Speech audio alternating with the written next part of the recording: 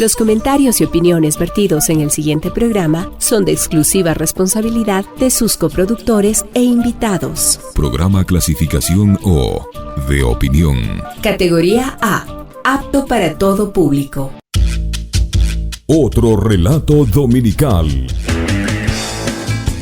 El momento para pensar en voz alta. Refleja y coloca en la mesa los distintos puntos de vista de los actores y protagonistas de la noticia.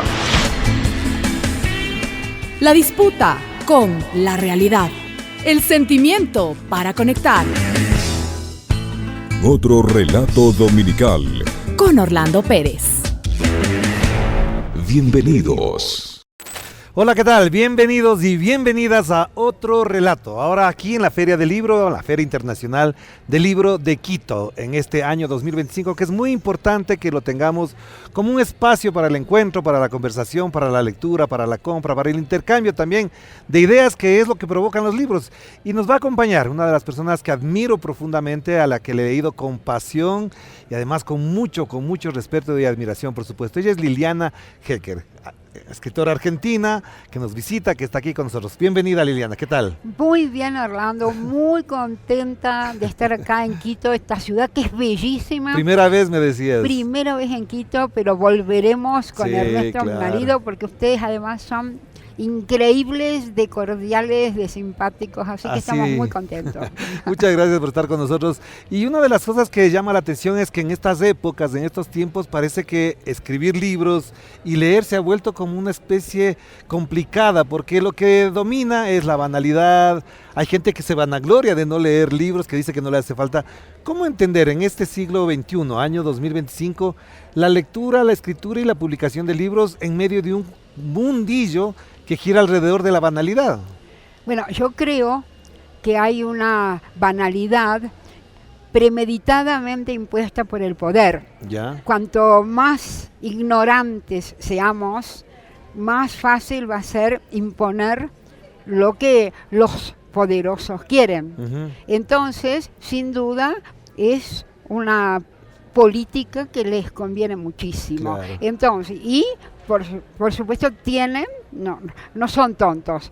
Pueden ser malos, Ajá. malas personas, pero no son tontos y deben saber perfectamente cómo ir ganando un público mal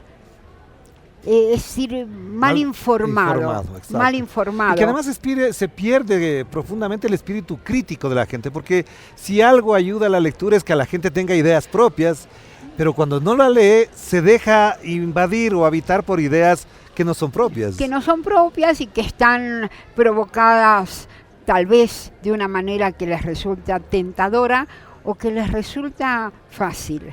De modo que leer un libro, interpretarlo, pensar, discutir, polemizar, es una actividad que requiere una responsabilidad, una cierta energía. Claro, pero Liliana, además, ¿cómo influye el contexto? Porque hay países, lo voy a decir con absoluta claridad, hay países donde se lee más y otros se lee menos. Argentina me enorgullece porque es uno de los países de América Latina que más lee.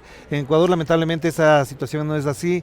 El alcalde de Quito decía, por ejemplo, el día de ayer en la inauguración, decía, en Ecuador se escribe bien, pero se lee mal. Sí, a mí me impresionó mucho. Claro. Hoy incluso lo repetí, lo que el alcalde había dicho, lo repetí en uno de los conversatorios, alguna entrevista. Es cierto. Mira, Argentina ha sido con un cierto estremecimiento, porque estamos en una época realmente pavorosa.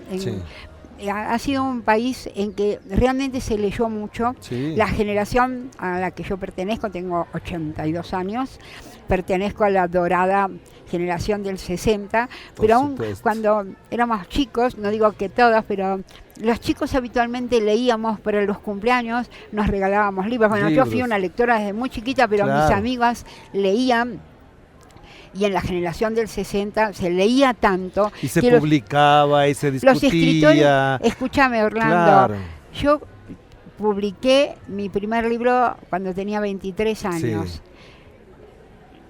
Sí. Nunca, en todos los libros que salieron después, en que sin duda yo era más conocida, por ahí más reconocida, nunca se vendió tanto un libro y nunca salieron tan rápido un libro y nunca salieron tantas críticas como con ese primer libro, pero no por mérito mío, bueno, espero que algún mérito haya tenido, pues pero era una época... Para hablar en términos comerciales, había consumo. Leían a los escritores jóvenes, la gente leía, se discutía. Nosotros sacábamos la revista El Escarabajo de Oro, que la sacábamos con un enorme escritor que es Abelardo Castillo y que fue mi mejor amigo realmente. Uno de los grandes escritores. Y nosotros sacábamos, no teníamos un centavo. La revista se pagaba con la venta. Yo, con este físico privilegiado que tengo, me agarraba 2 paquetes de 200 ejemplares cada uno y los distribuía en los kioscos. Como los kiosqueros me querían, para ellos yo no era escritora, era la chica del Escarabajo de Oro. Digo, bueno, póngamela, cuélguela.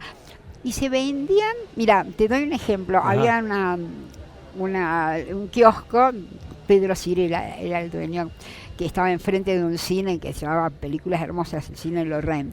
Él vendía 10 ejemplares de selecciones del Reader's Digest y 500 ejemplares del Escarabajo de Oro. Esos fueron los años 60. Para darte una idea de que sí, hemos sido lectores. Hemos tenido, además, porque la lectura no viene sola. Claro. La educación pública ha sido excelente en Argentina. Cuando yo era chica... Pero eso se está perdiendo. Bueno, se está perdiendo mira, se está perdiendo hace casos mucho. En los que un presidente de la República dice que no se le lea a una determinada escritora, no quiero mencionar su nombre para no ampliar. ¿Y esto cómo se mide? Bueno, realmente es pavoroso lo que estamos viviendo en este momento en Argentina. Es decir, no es solo quieren anular la cultura por los motivos que yo te dije recién, porque les conviene muchísimo. No creo que eso no lo van a conseguir, pero van a hacer todo lo posible, ¿no? Por ejemplo, desfinancian, se quieren cerrar el Instituto Nacional del Teatro, desfinancian el Fondo Nacional de las Artes, el INCA, el Instituto de Cinematografía, que salían muchísimas películas, decían, en Argentina cada año, ahora no pueden hacer ninguna película, creo que en el último año no se hizo ninguna película. Es decir, cuando se hacían más de 300 al año.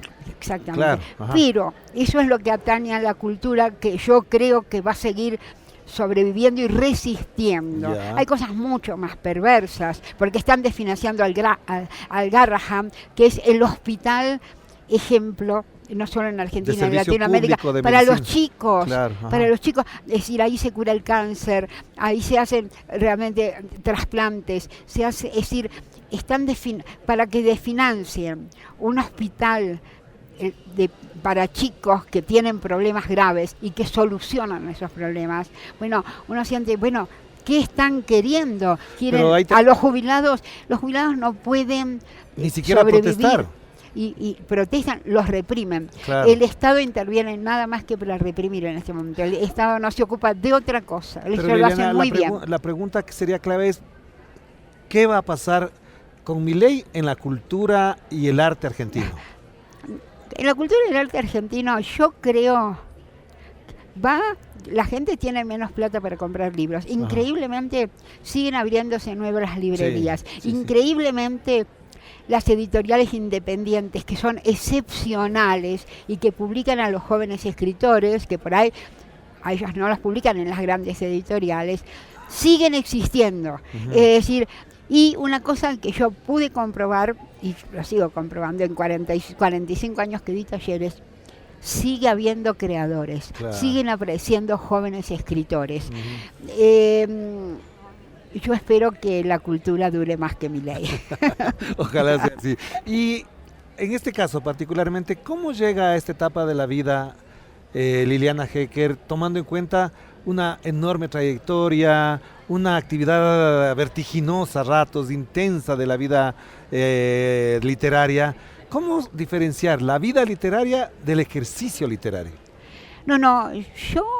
El ejercicio literario para mí es estar escribiendo, no solo estar escribiendo, no, soy muy desordenada. ¿No? Yo no soy de esas escritoras que pueden decir, sí, yo de 8 a 12 y de 4 a 8 escribo. dejaría la literatura, la odiaría, creo. No. Yo de pronto me embalo con algo. Y para mí el trabajo de escritura no es solo cuando estoy ante la máquina. Yo llamo máquina, para mí sigue siendo la máquina, aún la computadora. Ahorita estaríamos haciendo escritura, viéndonos tú y yo. No, pensando. ahora estamos haciendo algo maravilloso vinculado con la vida literaria. Eso es la vida literaria que yo amo y que elegí hace mucho y que me apasiona. Para mí, escribir, estar escribiendo empieza el momento en que digo, esto sí, esto lo quiero escribir, y por ahí voy caminando por la calle, o me despierto en la madrugada, o voy viajando en colectivo y se me van ocurriendo ideas, y voy poco a poco conformando eso que quiero hacer. Claro. Ahí ya empezó el trabajo, y ese trabajo, aun cuando ya me siente en la máquina y empiece a escribir la primera versión, porque soy una correctora serial, ¿no? Corrijo, escribo muchas versiones, voy trabajando, y eso para mí es el verdadero trabajo creador. Yo digo siempre, para mí la primera versión de algo es un mal necesario, sobre el que empiezo a trabajar y a encontrarle la vuelta, pero aún en ese trabajo que es concretamente el de la escritura física, yo sigo por ahí. Si estoy metida en un texto, estoy dándole vueltas todo el tiempo, el camino, y se me van ocurriendo cosas, pero no siempre estoy haciendo eso, y no lo hago a horario. Si por ahí me embalo muchísimo, puedo estar todo el día trabajando. Pero en pasó, eso. Por ejemplo, alguna cosa que me sorprendió es que pasó una etapa en la que 10 años no había publicado Tremendo. nada. ¿Qué pasaron en esos 10 años? No, en esos 10 años sí escribí, pasó que padecí mucho, ¿sabes? Lo único, escribí un libro de no ficción. Sí. Eso ocurrió en el 2001. Yo publiqué un libro de cuentos que es La crueldad de la vida. Sí, hasta el 2011, que publiqué La muerte de Dios, no publiqué nada de ficción, pero algo peor, no terminé nada de ficción, salvo un cuento, creo que escribí en 11 años. ¿Ya? Sí, publiqué en el 2003 un libro que quiero mucho, que se llama Diálogos sobre la vida y la muerte, que tiene entrevistas a Borges, a Sergio. Es lindísimo ese libro. Ese libro a mí me fascinó hacerlo. Sí, puedo hablarlo con cierta objetividad porque los que hablaron fueron los otros. Un gran libro. Pero bueno, pero voy a tu pregunta. Fue esa etapa, no al principio, pero cuando empezó a prolongarse, fue muy terrible para mí, porque no hay ninguna garantía de que una pueda seguir escribiendo. Así siempre podés escribir, ¿no? Pero yo creo que escribir sin ganas es lo peor que le puede pasar a un escritor. Es preferible no escribir que escribir sin ganas. Que no es lo mismo que escribir con inspiración. No, inspiración no es una es querer, esto lo tengo que trabajar, y lo trabajas a lo loco. Eso es tener ganas de escribir. Pero hay escritores y escritores excepcionales, que en algún momento vos sentís, ¿para qué siguió? Es que de pronto publican porque son escritores y tienen el mandato de escribir. Claro. O que se compromete con la editorial. Pero quiero hacerte una pregunta, Liliana, que para mí es fundamental, y porque te tengo aquí es posible hacértela directamente. ¿En qué momento Liliana Hecker se asume como escritora? Asume la identidad de escritora. Cuando estoy escribiendo. No, pero ¿en qué momento de la vida empezó eso? Porque tú decías a los 22 años estabas con la revista, etcétera, pero llega un momento que uno dice, ¿yo soy escritor o no soy escritor? No, yo me hice escritora escribiendo. Es decir, en realidad nunca me soñé escritora. ¿Y cuándo ocurrió eso? Yo escribí el primer cuento que escribía. Yo escribía cosas desde muy chica.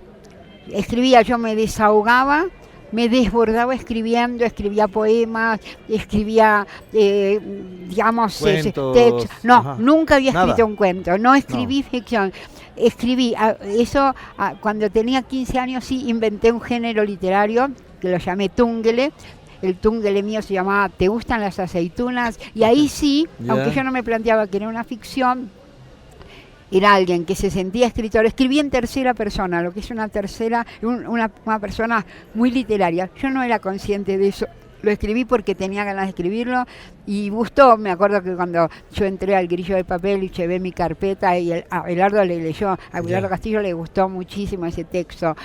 Pero en realidad, cuando yo entré a la revista me fascinó la vida literaria, Ajá. las discusiones ideológicas en los cafés. Alguien leía un cuento y los demás criticaban. Me cautivé con la vida literaria. Ya. No me sentí escritora. Incluso me acuerdo que un día uno de los que entonces eran directores de la revista, había 4 directores, después 2 se fueron y después otro más y quedó Castillo. Pero se llama, un gran poeta, Víctor García Robles, un día, yo tenía 17 años, nunca había escrito cosas. Y él miró, dijo, oh, Liliana Hecker, qué nombre de escritora. Yo sentí una sensación de extrañeza. Claro, Liliana claro. Hecker, un nombre de escritora, nunca lo había pensado. No, yo conté muchas veces cómo escribí mi primer cuento por desafío, que apareció un tipo que se llamaba El Gorrión, un poeta en la revista, y leyó una carpeta mía que yo tenía y así a lo mero macho. Sí, esto es lindo, pero bueno, esto no es un cuento, los cuentos, la gente fuma, tiene tos. Yo quería matarlo, porque digo, ni quise escribir un cuento ni le pedí opinión. Como no podía hacer lo que tenía ganas de una patada el señor, dije, bueno, yo me tengo que demostrar a mí misma que si yo quiero escribir un cuento, lo escribo. Claro, Eso fue, y ahí me senté al día siguiente en la máquina de escribir que me había prestado el novio de mi hermana, una Royal de 1948. Ajá. Y ahí me senté a escribir. A veces me daba una risa escribir. Y seguí. Claro. Y seguí. Y de pronto dije, ¿y ahora cómo sigo? Y digo, pero esto es un final. Así escribí mi primer cuento. Pero una pregunta Pero no me asumí escritora. Claro. Me lo publicaron. Me elogió Ernesto Saba, Beatriz Guido. Me fue muy bien con ese cuento. Pero después nunca más me salió un cuento así. Una pregunta que cabe ahora, porque en estas épocas parecería como que estamos reinventando, y esta época de la banalidad ha generado una serie de discusiones también, y tiene que ver con que parecería que ahora, en este siglo, en los últimos años, hay una explosión de escritoras, mujeres. Y yo digo, pero Liliana viene desde hace algún tiempo y no se declaraba ni feminista, ni se declaraba mujer, no reivindicaba eso, pero porque estaba haciendo. Mujer siempre me sentí plenamente. Pero yo como escritora, mujer. Mira, ¿cómo yo pertenecía a una generación de varones. Ajá. Realmente era una generación de varones donde me tuve que abrir paso y me abrí paso, Ajá. ¿no? Como pude, imponiéndome, era muy dura como crítica, critiqué un libro de David Viña, lo critiqué, fue la única que se animó a criticar ciertos aspectos de Rayuela. Yo tenía 20 años, incluso era muy gracioso porque Hecker en realidad mis bisabuelos eran de origen ruso, judío ruso, pero Hecker suena alemán y encima yo era muy dura escribiendo y me imaginaban una especie de valquiria cuando me veían a mí y decían esto, pero bueno, así me abrí paso en esa generación de varones. Sí, justamente ahora en un libro precioso que sacó una editorial independiente que se llama ¿En qué cambié de opinión?, en que nos piden a varios periodistas y escritores que digamos algo en que hemos cambiado de opinión. Yo digo respecto del feminismo, digo que cuando yo era muy independiente, me abrí paso, no tenía pareja. Ernesto lo conocí cuando tenía 40 años, hasta ese año era, es decir, ni siquiera pensaba que la convivencia se había hecho para mí. Estaba contra todos los cánones de la época. Todas las amigas o conocidas feministas me querían para su bando, decían que yo era feminista. Y digo, no, yo por ahí soy una feminista de hecho. A mí no me gustaba el feminismo porque sentía que casi todas, por lo menos todas las mujeres feministas que yo conocía, que se autoproclamaban, sin duda mis conocimientos debían ser limitados, pero las que yo conocía eran todas burguesas, eran todas mantenidas, entonces defendían la independencia de la mujer, pero actuaban de manera totalmente convencional. Y entonces ahí cabe la pregunta, es ¿en qué momento, como dice Virginia Woolf, se crea tu habitación propia para Mi habitación propia me la creé el día que se casó mi hermana, yo tenía 18 años, dije, bueno, esta es mi habitación. Creo que siempre tuve mi habitación propia porque pude armármela a mi alrededor, aunque estuviera... Y en ese encuentro... Pero espera, sí, quiero seguir porque me importa mucho decirlo. En ese artículo que te digo, yo digo que ahora, que el movimiento feminista de ahora sí me convence, creo que es el único movimiento revolucionario, de verdad revolucionario de esta época. porque está cambiando muchas cosas. Sin duda puede tener excesos, como todo movimiento Sí. va a ir cambiando, pero cambió un estado de cosas. Es decir, instaló una nueva manera de ver, ¿no? Que realmente no existía. Por eso yo no me sentía feminista, me sentía totalmente, es decir, tenía todos los principios que ahora defiende el feminismo. Claro. Pero Liliana, ahí cabe una pregunta que me la nace ahora escuchando. Este movimiento feminista, sobre todo, puede que me equivoque, pero te lo planteo, ¿cambia el sentido o la mirada que había sobre la intimidad de las mujeres en sus relaciones y con la familia? ¿Y crees que eso, si es que estoy en lo correcto, se está revelando en la literatura, se está mostrando en la literatura? Creo que hay una literatura que se emparejó. Ajá. Yo justamente en Las hermanas de Shakespeare, Ajá. cito una frase de Simone de Beauvoir que decía: hay mujeres locas y mujeres con talento, pero ninguna mujer tiene la locura del talento que se llama genio. Ajá. A mí me impresionó mucho. Ajá. Y además a mí me enojaba de que se hicieran mesas redondas en las que a veces me invitaban, ¿no? Existe una literatura femenina. No, la literatura es la literatura. Sí. Yo declaraba, yo no pertenezco a un subgrupo. Cada uno escribe con lo que es, con el género al que pertenece, con la historia que tiene, si es petiza, si es loca. Uno escribe con todo lo que tiene. Ajá. Ser mujer era parte de mi condición. Era algo que debía conocer mucho.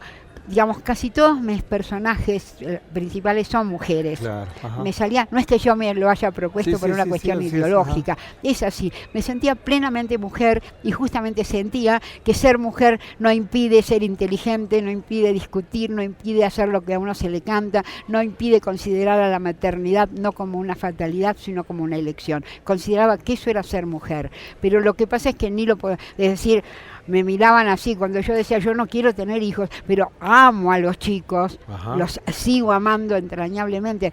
No tenía vocación de madre, no tenía, realmente, me daba cuenta que si yo hubiese sido madre o hubiese frustrado a la criatura que nacía, porque no hubiese sido una buena madre, o me hubiese frustrado yo. Entonces la tenía muy claro. Ahora, eran cosas que eran tabúes. Eran tabúes. Claro. Pero a ver, entonces, si es que esto es lo que está pasando, hay otro detalle que de la literatura se está mostrando mejor. Por ejemplo, pienso en Camila Sosa, la argentina, Sí. que me ha removido el alma. Impresionante. Porque no es solamente feminista, sino que también hay otros Pero elementos que en Argentina son muy sensibles, digamos. Absolutamente. O sea, Camila Sosa ha logrado entrar en un mundo que aparentemente era ajeno a la literatura. Y era ajeno porque en realidad no se animaban a revelarlo. No es que el mundo no existiera, No, exacto, es que estaba no ahí. lo revelaban. Estaba ahí. Exacto, por Ajá. supuesto que estaba ahí. Ajá. Es decir, Camila Sosa Villadal no hace más que contar de una manera excepcional su propia historia, sus propias experiencias. Lo que pasa es que no se animaban a revelarlo. Hay ciertas cuestiones, en zona de clivaje yo sentí que quería revelar y de alguna manera revelé cosas que a mí me importaban realmente mucho. Ajá. Ahí hablo de la maternidad, ¿no? Y pongo Claro. la opción, dar luz o dar a luz, ¿no? Ajá. Lo ponía como opción, o Ajá. hablaba de la posibilidad de la mujer de tener genio. Es decir, pero no es que esas cosas no existieran y que no existieran mujeres que podían ser excepcionales. No lo manifestaban. Y de hecho, yo digo, yo pertenezco a una generación de hombres, pero no porque no hubiera mujeres escribiendo, Exacto, sí, porque sí. no se largaban al movimiento, no se largaron a existir como escritoras en un movimiento. Sí existían casos individuales, digamos, María Elena Walsh, también mujer totalmente independiente y que ocupó un lugar maravilloso. Silvina Ocampo, Campa lo había pensado. Claro, Sí. el Silvina Ocampo pertenecía ni a las mujeres ni a los hombres, a un grupo muy seleccionado que eran Borges, Bioy y Silvina Ocampo. Claro. Era un mundito. Claro, Pero claro. la literatura femenina se entendía como, había tres mujeres muy diferentes entre sí para mí. Ya. Beatriz Guido, que para mí fue una escritora excepcional, loca, totalmente, maravillosa, yo la adoraba. Ya. ¿La otra? Marta Lynch, que es Marta bastante Lynch, discutible, ajá. tanto en su trayectoria política, y una obra despareja, Claro. obras de talento y otras no tanto. Y Silvina Bullrich, que era autora de bestsellers claramente. Claro. Esa era la literatura femenina. Eso es lo que a mí me enojó y por eso yo escribí Las hermanas de Shakespeare. Claro. Que Y- se me fue modificando con los años. Y ahora, en función de esto que estamos conversando, ¿tú crees que además hay autores, sobre todo argentinos, que tuvieron grandes personajes femeninos, protagonistas en sus novelas, en sus cuentos? Releyéndoles, ¿crees que efectivamente ellos estaban en condiciones y en capacidad de mostrar esa feminidad, ese rol de mujer en sus obras, Sí. con la mirada que tenemos ahora del feminismo y todo lo que ha cambiado? Bueno, cada uno, digamos, personajes como los personajes de Cortázar, por Ajá, ejemplo. Un ajá. personaje como La la maga. maga. La maga es un personaje, pero no solo la maga. Hay varios personajes de Cortázar que realmente se imponen. Se me ocurre ahora Cortázar, pero realmente sí. Bueno, Borges escribe Emma Suns, por ejemplo. Sí, Así es. entonces sí que aparecen personajes que tienen cierta fuerza, ¿no? Yo creo que sí, que por supuesto que pudieron. La traición de Rita Hayworth, Es verdad, sí, Manuel Puig, de Manuel esa Puig, sí. madre farmacéutica, o en la otra El obra. beso de la mujer araña. Claro, Ajá. es decir, ahí aparecen distintas formas. Sí, yo creo que cuando un escritor es un gran escritor, puede crear personajes realmente excepcionales. Abelardo Castillo tiene un cuento Patrón, Ajá. ¿no? Donde hay un tipo que es el dueño de la estancia, qué sé yo, y le agarra a una piba para tener un hijo con ella, y bueno, y la piba Se revela. después se revela hacia el final. Sí, yo creo que cuando un escritor es capaz de calar hondo, puede entender también a una mujer. Tal vez no pone principios feministas, pero no es necesario poner los principios. Claro. La literatura no canta la No canta, ideología. claro, claro. Ahí están los conflictos, después Sí. cada uno lo interpretará. Para ir cerrando, entonces, en función de lo que estamos conversando, Liliana, ¿cuánto pesa la historia del momento en que vive el escritor en la obra que está escribiendo ese momento? Te pregunto por dos razones. La primera, porque cuando uno revisa algunas obras, parecería que es la fotografía del momento, de la época.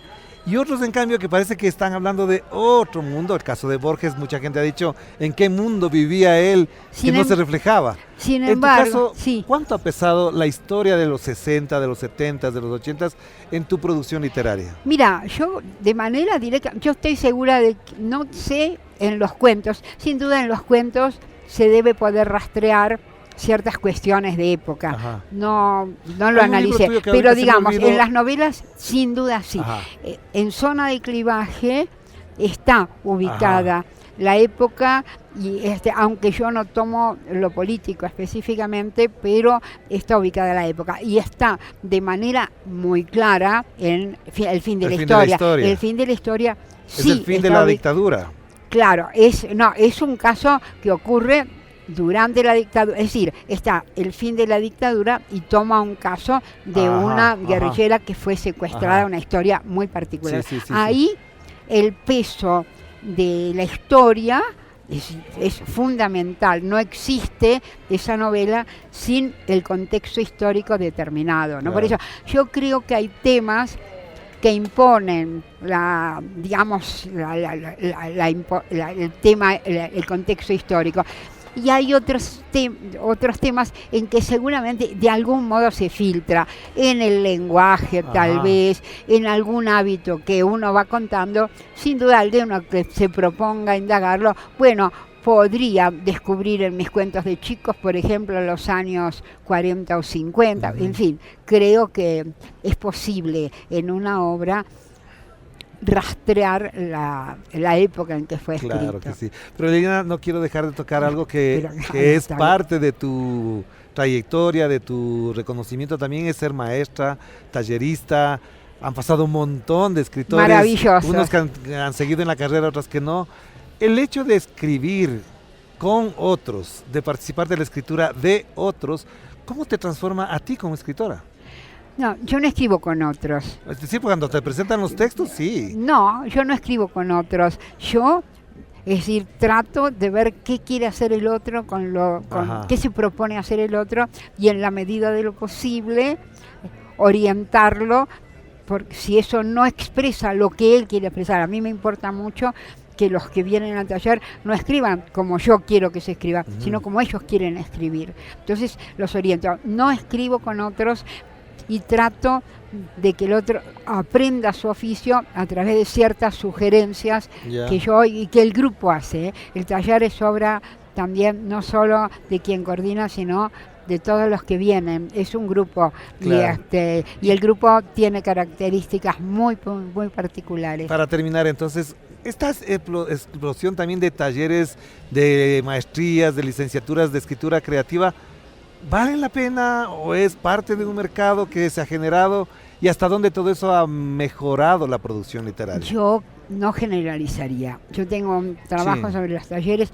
Creo que cada uno da taller a su manera. Yo lo entiendo de una manera. Para mí es la formación de escritores. A mí lo único que me interesa es que alguien que quiere escribir termine formándose, trabaje en eso, aprenda a trabajar y sea un escritor que en algún momento se va a valer solo. Otros van, y me parece muy válido, hay mujeres o hombres que sienten que ya cumplieron su misión en la vida y que les hace bien ir a un grupo. Bueno, a mí me parece bien, claro. No lo entiendo, pues hay diversos talleres.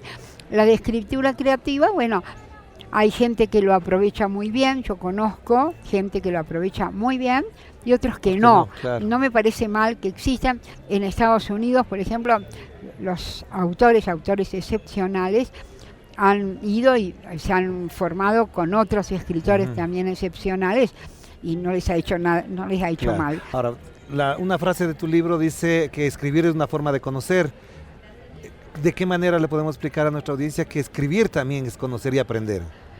Por supuesto, escribir es conocer y es conocerse, ¿no? Porque cuando uno va escribiendo, y eso tiene la ficción, uno descubre capas de sí mismo que a lo mejor no se plantea de manera, digamos, clara, explícita, y que sin embargo aparecen problemáticas.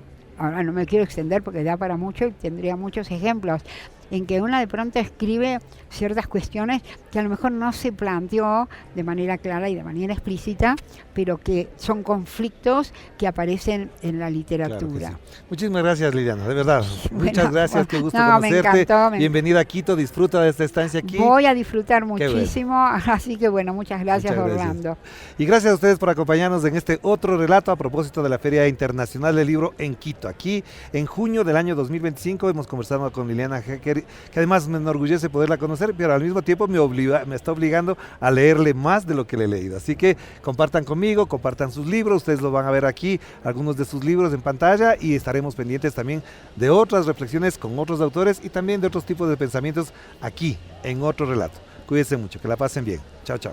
Otro relato dominical. Con Orlando Pérez.